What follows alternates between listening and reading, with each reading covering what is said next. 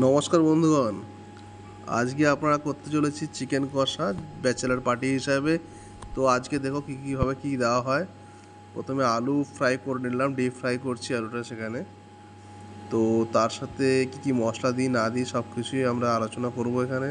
তার সঙ্গে হলুদ গুঁড়ো দিয়ে দিলাম, দিয়ে এটাকে ফ্রাই করে নিলাম ভালো করে লাল লাল করে ভেজে। তো তারপরে গরম মশলা দিলাম, গোটা গরম মশলা।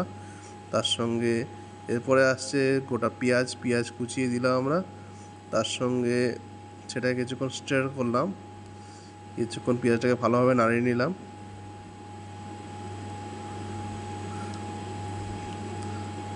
তো এবার এর মধ্যে নাড়িয়ে নেওয়ার পর হালকা লাল লাল করে ভেজে নিতে হবে এটাকে। তার সঙ্গে লঙ্কা কুচি দিয়ে দিলাম, কিছু লঙ্কা, গোটা লঙ্কা। তার সঙ্গে আদা রসুন পেস্ট দিলাম। আমরা প্রথমবার রান্না করছি, সেরকমভাবে কিছু জানি না আমরা। তো দেখো কীরকম লাগে, আশা করি তোমাদের হয়তো ভালো লাগবে। এরপরে টমেটো চলে আসলো তার সাথে। টমেটো দিলে কালারটাও এনহান্স হয় অনেকটা। তো টমেটো কিছুক্ষণ ভেজে নিয়ে হালকা নুন দিয়ে দিলাম উপর থেকে, যাতে কিছুক্ষণ তাড়াতাড়ি করে কষেও যায়। তার সঙ্গে কষাচ্ছি এবারে আমরা। আশা করি তোমাদের ভালো লাগবে। চিকেনটা দেখো কীভাবে কত সুন্দর জুসি অ্যান্ড টেস্টি দেখতে লাগছে।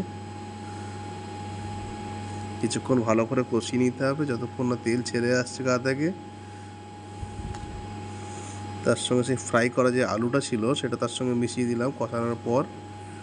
তো এবারে জল দিয়ে দিলাম কষে যাওয়ার পর। তো জল দিয়ে তার সঙ্গে উপর থেকে হালকা করে গরম মশলা, গোটা গুঁড়ো গরম মশলা দিলাম। এবারে হালকা করে নাড়িয়ে পরিবেশনের জন্য একদম তৈরি। আশা করি ভালো হয়েছে, তোমাদেরও ভালো লাগবে।